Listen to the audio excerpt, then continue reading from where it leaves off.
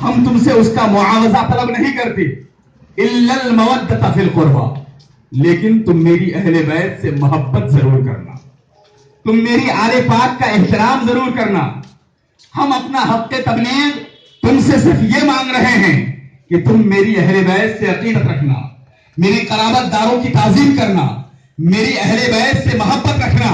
صحابہ کرام نے قرآن کریم کی اس آیت کریمہ کو جب سنا، اللہ کا حکم سنا، تو نبی کی بارگاہ میں عرض کیا یا رسول اللہ من قرابتک ہؤلاء الذین وجبت علینا مودتهم، اے اللہ کے رسول کون ہے آپ کے وہ قرابت دار جن کی محبت اللہ نے مسلمانوں کے لیے لازم قرار دیا ہے؟ اے اللہ کے پیغمبر کون ہے آپ کے وہ اہل بیت جن کی مودت اور محبت اللہ تعالیٰ نے مسلمانوں کے لیے ضروری قرار دے دیا ہے؟ تو اللہ کے نبی صلی اللہ علیہ وسلم نے ارشاد فرمایا علی و فاطمۃ والحسن والحسین۔ اے لوگو، اللہ رب العالمین نے قرآن کریم میں میری جن قرابت داروں سے محبت کرنے کا حکم فرمایا ہے، اللہ تعالیٰ نے میری جن قرابت دار اور اہل بیت سے محبت رکھنے کو واجب قرار دیا ہے، وہ علی مرتضیٰ ہے، فاطمۃ الزہرا ہے اور حسن و حسین ہے۔ ذہن میں سوال آتا ہے کہ اللہ تعالیٰ نے قرآن مجید میں حسن و حسین سے محبت کرنے کا حکم کیوں دیا؟ اہل بیت رسول سے محبت کرنے کا حکم کیوں فرمایا؟ قرآن کریم میں اللہ تعالیٰ نے کیوں یہ ارشاد فرمایا کہ اے محبوب آپ اہل ایمان سے مطالبہ کیجئے کہ اے مسلمانوں میری اہل بیت سے محبت کرنا، میری قرابت داروں کی تعظیم کرنا، میری قریبی رشتہ داروں سے محبت رکھنا؟ تو آئیے اس کا جواب بھی حدیث پاک کی روشنی میں سماعت کیجئے۔ اللہ کے نبی صلی اللہ علیہ وسلم ارشاد فرماتے ہیں احب اللہ لما یغزوکم من نعمہ وَأَحِبُّونِي لِحُبِّ اللَّهِ وَأَحِبُّ أَهْلَ بَيْتِي لِحُبِّي۔ اے لوگو، اللہ سے اس لیے محبت کرو کہ اللہ تمہیں رزق عطا فرماتا ہے، اللہ سے اس لیے محبت کرو کہ اللہ تمہیں نعمتیں عطا فرماتا ہے، اللہ سے اس لیے محبت کرو کہ اللہ تمہاری مصیبتوں کو دور فرماتا ہے، اللہ سے اس لیے محبت کرو کہ تم گناہ کرتے ہو مگر اللہ تعالیٰ تمہارے گناہوں کی پردہ پوشی فرماتا ہے، اللہ سے اس لیے محبت کرو کہ تم برائیاں کرتے ہو اس کے باوجود اللہ تعالیٰ تم پر رحم فرماتا ہے۔ اور اے مسلمانوں، نبی سے اس لیے محبت کرو کہ اللہ رب العالمین نبی سے محبت کرتا ہے، اور اے لوگوں نبی کی اہل بیت سے اس لیے محبت کرو کہ نبی کونین کو اپنی اہل بیت سے بے پناہ محبت ہے۔ سبحان اللہ، سبحان اللہ۔ حدیث کی روشنی میں معلوم ہو گیا کہ اللہ تعالیٰ نے اہل بیت سے محبت کرنے کا حکم اس لیے دیا کیونکہ نبی کونین صلی اللہ علیہ وسلم کو اہل بیت سے بے پناہ عقیدت تھی، بے پناہ محبت تھی، اور حضور صلی اللہ تعالی علیہ وسلم خدا کے محبوب تھے۔ اللہ کو نبی سے محبت تھی اور نبی کو حسن و حسین سے محبت تھی، نبی کو علی مرتضیٰ اور فاطمۃ الزہرا سے محبت تھی۔ اللہ کے نبی صلی اللہ علیہ وسلم نے خدا کی بارگاہ میں عرض کیا پروردگار میں حسن و حسین سے محبت کرتا ہوں، تو بھی ان سے محبت فرما۔ تو اللہ تعالیٰ نے ارشاد فرمایا محبوب میں تو ان سے محبت کرتا ہی رہوں گا، میری محبت کا تقاضا یہ ہے کہ جن سے تو محبت کرتا ہے ان سے میرے خاص بندے بھی محبت کریں، میرے مسلمان بندے بھی محبت کریں۔ اس لیے آپ اعلان کر دیجئے کہ اے لوگوں میرے حسن و حسین سے محبت کرنا، میری اہل بیت سے محبت رکھنا، میری آل پاک کا احترام کرنا، میری اہل بیت سے محبت رکھنا، اور ان سے محبت رکھنے کا اجر و ثواب تمہیں خدا کی بارگاہ سے یہ ملے گا من مات علی حب آل محمد مات مؤمنا ومن مات علی حب آل محمد مات شہیدا مستکمل الایمان ومن مات علی حب آل محمد مات مغفورا له ومن مات علی حب آل محمد بشرہ ملک الموت بالجنہ۔ اے لوگوں میری اہل بیت سے محبت رکھنا، میرے حسن و حسین سے محبت کرنا، ان سے محبت رکھنے کا اجر و ثواب تمہیں خدا کی بارگاہ سے یہ ملے گا کہ جو میری اہل بیت سے محبت رکھے گا وہ مومن ہو کر مرے گا، جو اہل بیت سے محبت رکھے گا وہ شہادت کی موت مرے گا، جو اہل بیت سے محبت رکھے گا وہ مکمل ایمان کے ساتھ مرے گا، جو میری اہل بیت سے محبت رکھے گا اللہ تعالیٰ اس کے سارے گناہوں کو معاف فرما دے گا، اور جو میری اہل بیت سے محبت و عقیدت رکھے گا موت کا فرشتہ اس کی روح قبض کرنے سے پہلے اس کو جنت کی خوشخبری سنا دے گا۔ سبحان اللہ، سبحان اللہ۔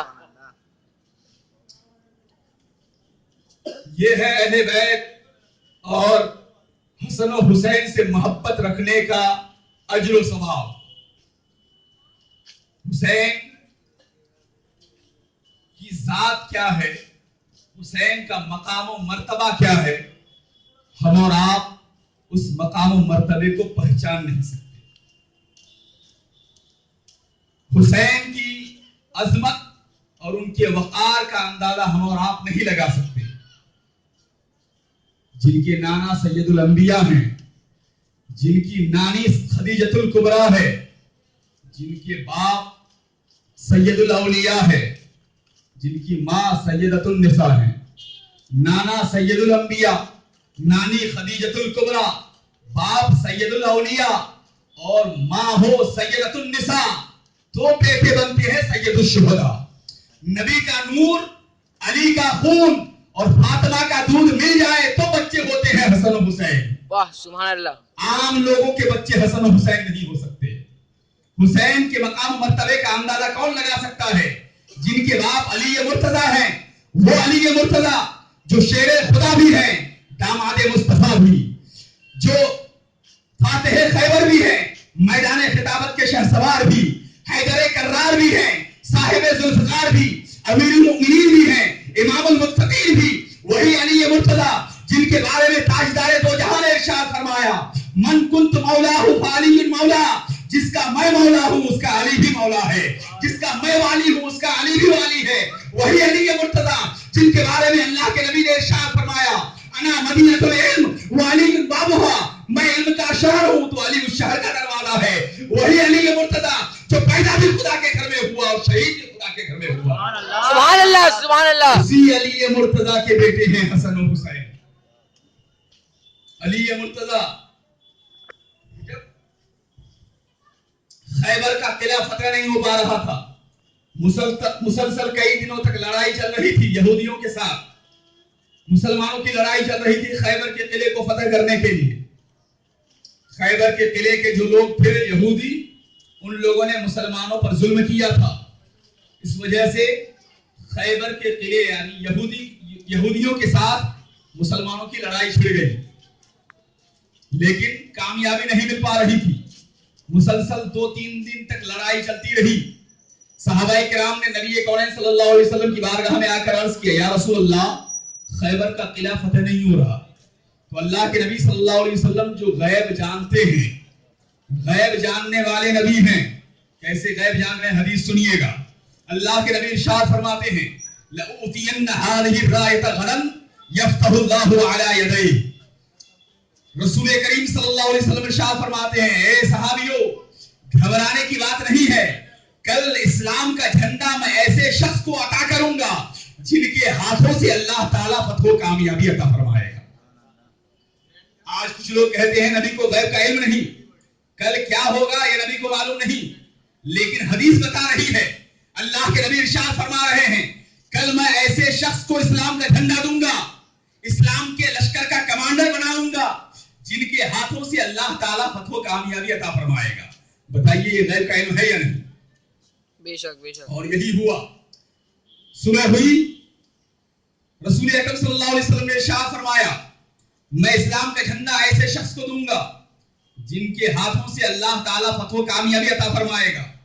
اور وہ ایسا شخص ہے جو اللہ و رسول سے محبت کرتا ہے, اور صرف وہی اللہ و رسول سے محبت نہیں کرتا بلکہ اللہ اور اللہ کے رسول بھی اس سے محبت کرتے ہیں. سبحان اللہ سبحان اللہ. دنیا میں بہت سارے انسان ہیں, بہت سارے مسلمان ہیں جو اللہ سے محبت کرتے ہیں, رسول سے محبت کرتے ہیں, لیکن اللہ بھی آپ سے محبت کر رہا ہے یا نہیں اس کی گارنٹی کوئی نہیں دے سکتا.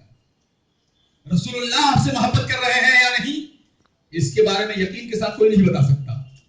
اللہ کے نبی اپنی زبان سے سرٹیفکیٹ دے رہے ہیں کہ جس شخص کے ہاتھ میں کل اسلام کا جھنڈا دیا جائے گا وہ معمولی انسان نہیں ہے, ایسا انسان ہے کہ جس سے اللہ بھی محبت کرتا ہے اور اللہ کے رسول بھی محبت کرتے ہیں. ہر صحابی کی یہ تمنا تھی کہ صبح اسلام کا جھنڈا مجھے دیا جائے, اسلام کا پرچم مجھے عطا کیا جائے, کیونکہ نبی کی زبان سے سرٹیفکیٹ مل گئی تھی جس کو بھی جھنڈا عطا کیا جائے گا وہ اللہ کا محبوب اور پیارا بندہ ہے, وہ اللہ اس سے محبت کرتا ہے, رسول بھی اس سے محبت کرتے ہیں. لیکن نبی کی زبان سے جو پہلا جملہ نکلا وہ یہ تھا, اینا علی ابن ابی طالب, علی ابن ابی طالب کہاں ہے؟ صحابہ نے کہا یا رسول اللہ علی کی آنکھ میں درد ہے، علی کی آنکھ میں کچھ پریشانی ہے، علی کی آنکھ دکھ رہی ہے۔ اللہ کے نبی نے ارشاد فرمایا علی مرتضیٰ کو میری بارگاہ میں حاضر کیا جائے۔ علی مرتضیٰ کو نبی کی بارگاہ میں حاضر کیا گیا۔ اللہ کے نبی نے اپنا لعاب دہن نکالا اور علی کی آنکھ میں لگا دیا، فوراً علی کی آنکھ درست ہو گئی۔ اب اللہ کے رسول صلی اللہ علیہ وسلم نے اپنا اسلام کا پرچم علی کے ہاتھ میں عطا کیا۔